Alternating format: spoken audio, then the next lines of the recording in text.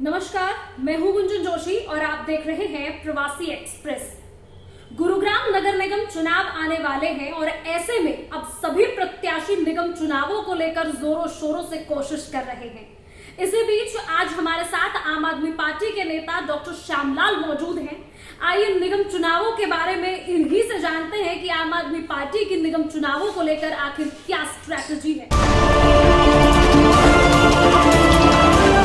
Doctor हैं, अच्छा खासा प्रोफेशन है आपका, फिर निगम चुनाव क्यों लड़ने की इस बार सोची आपने? देखिए, सबसे पहले आपने गुंजन जी पूछा कि आप क्यों चुनाव लड़ना चाहते हैं,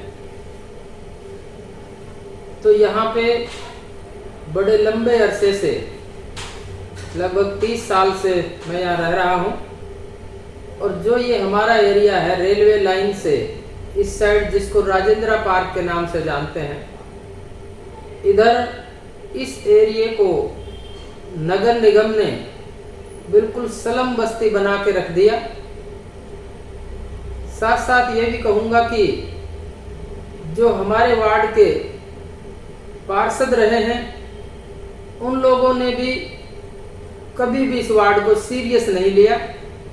सीरियस नहीं लेने से मेरा मतलब है कि हरियाणा की सरकार जो बीजेपी की सरकार है, बीजेपी की सरकार ने पार्षदों को 200, 150 करोड़ रुपया दिया है। मैं सीधी बात कहूं तो सरकार की इसमें कहीं कोई कमी नहीं है। बीजेपी की सरकार ने वार्डों के विकास के लिए पूरा पिटारा खोल के रखा था, लेकिन हमारे यहाँ के पार्षदों ने यहाँ पे विकास के लिए कोई ऐसी मांग नहीं रखी, कभी अपनी कोई ऐसी एप्लीकेशन नहीं दी।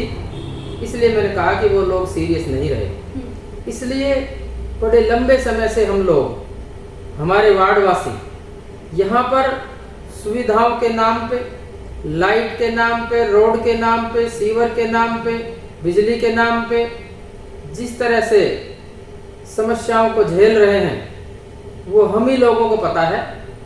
इसलिए हमारे वार्डवासियों ने, हमारे बहुत सारे साथियों ने एक दिन बैठकर निर्णय लिया कि आखिर हमारे वार्ड का उद्धार कैसे हो।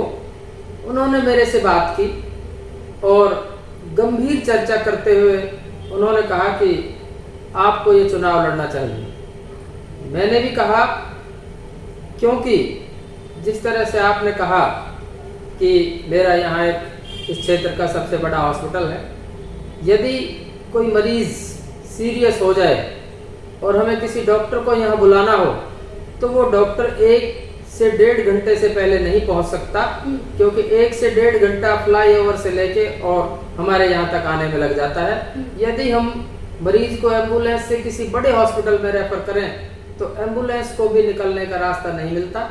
अपने वार्ड वासियों की जितनी समस्याएं, मेरी जितनी समस्याएं, उन सब को लेकर मैं संघर्ष करूंगा।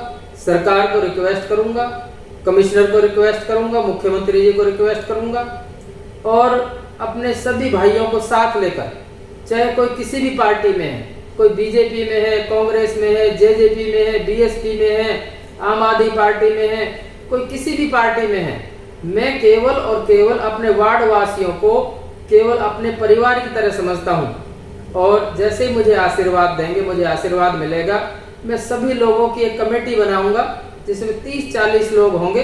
वो सभी पार्टियों से हो सकते हैं, जो भी वार्ड के विकास के लिए सोचता है, जो इस समस्या से परेशान है, उन सबको रखेंगे और सबको इकट्ठा करके फिर अपनी समस्याओं को सरकार के सामने रखेंगे। तो मैं उम्मीद करता हूँ, और केवल उम्मीद ही नहीं, मैं वादा करता हूँ आपके चैनल के माध्यम से, आप देख लेना कि जैसे ही मेरे वार्डवासी मुझे इसके लिए जीत का आशीर्वाद देंगे तो इस एरिया को, रेलवे लाइन से इधर सेक्टर 105 राजेंद्र पार्क के एरिया को मैं डीएलएफ की तरह बनाऊंगा अपने वार्डवासियों के सहयोग से। तो सर, लोगों का इलाज करते करते यानी प्रशासन के गलत कामों का इलाज करने की ठान लिया आपने? हाँ बिल्कुल, प्रशासन तो गलत काम नहीं करता। प्रशासन जब तक हमारा रखवाला, जब तक हमारा जनप्रतिनिधि सीरियस नहीं होगा तब तक प्रशासन भी सीरियस नहीं होगा।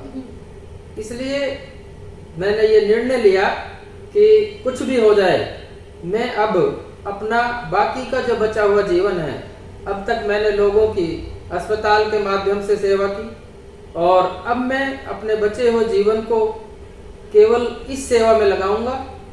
और अपने एरिया को मैंने कहा, गुड़गांव को लोग मिलेनियम सिटी कहते हैं, लेकिन यहाँ अगर हमारा कोई रिश्तेदार आ जाए जो सोचते हैं कि गुड़गांव तो मिलेनियम सिटी है, तो ये तो एक ऐसी बस्ती है कि जिसमें नशा बिकता है, जिसमें आवारा लोग यहाँ से वहाँ तक देखते हैं तो रोज चोरियां होती रहती हैं। इसके साथ साथ गुंजन जी, मैं आपको ये भी कहना चाहूँगा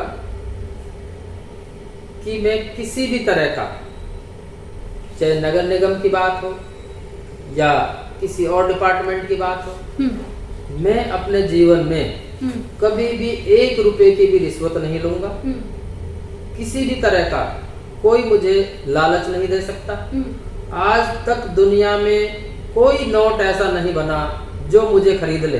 सर, मेरा एक ही सवाल है कि ज्यादातर हम देखते हैं कि चुनाव लड़ते हैं, जितने भी प्रत्याशी हैं चुनाव जीत भी जाते हैं, लेकिन ऐसे में एक सवाल आता है कि अगर आप चुनाव जीतते हैं तो आप अपने प्रदेश और क्षेत्र के लिए क्या क्या काम करेंगे विकास के? देखिए, प्रदेश की अगर बात करें तो ये तो केवल वार्ड का चुनाव है, इसलिए प्रदेश के ऊपर तो मैं आज बहुत ज़्यादा नहीं कह सकता। हाँ, आपने जो क्वेश्चन किया उसमें एक बात मैं ज़रूर बोलूँगा कि पार्षद जीतने के बाद और जो मेरे अंदर मन की बात है, जो मैंने सोचा है, जो मैंने अपने बेटों से, अपनी बीवी से भी बात की है, वो ये है कि मैं इतनी ईमानदारी से और रात दिन इस वार्ड के लिए संघर्ष करूंगा। जैसे ही कोई अगला चुनाव आएगा, मुझे 100% यकीन है कि मेरी पार्टी, मेरे वार्ड के लोग, पार्टी से पहले मेरे वार्ड के लोग मुझे आगे प्रदेश में भी कोई ना कोई जिम्मेवारी देकर भेजेंगे। और जैसे ही मुझे जिम्मेवारी मिलेगी, मैंने पहले भी कहा कि मैं अपने बचे हुए जीवन को इतनी ईमानदारी से जीना चाहता हूँ। सर, बहुत सारे राजनेता हैं, सभी लोग जाते हैं लोगों के पास वोट मांगने, अपील करने की हम आपके लिए काम करेंगे, इस इलाके के लिए काम करेंगे। ऐसे में लोग आपको ही वोट क्यों दें?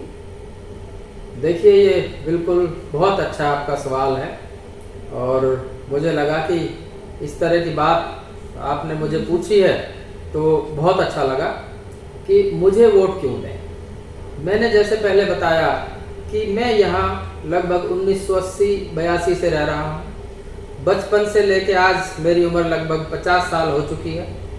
तो मेरे वार्ड के लोगों ने, केवल मैं उनको वार्ड के लोग कहूँ वो बात अच्छी नहीं है, मेरे परिवार के लोगों ने, जो बुजुर्ग लोग हैं, मेरे पिता तुल्य जो लोग हैं, यहाँ पे मेरे हमउम्र साथी हैं, उन सबको मेरे बारे में पता है कि मैं निहायत ईमानदार स्वभाव से, मुझे सब लोग जानते हैं। मैंने कभी भी कोई किसी भी तरह की कोई भी समस्या लेके आया, मैंने उसको अपनी समस्या समझी।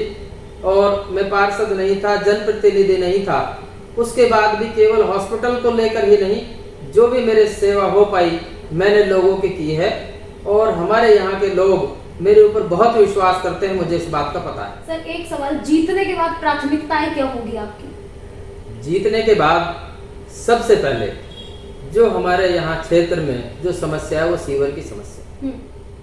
लोगों के घर के सामने सीवर ऐसे ओवरफ्लो होते हैं जैसे फुहारा लगा रखा हो। और मैं क्या कहूँ, लोगों के घर के सामने लैट्रिन ऐसे बहती है कि जैसे ये गंदा नाला हो या केवल इसी के लिए नाला बनाया हो। तो सबसे बड़ी समस्या सीवर की है।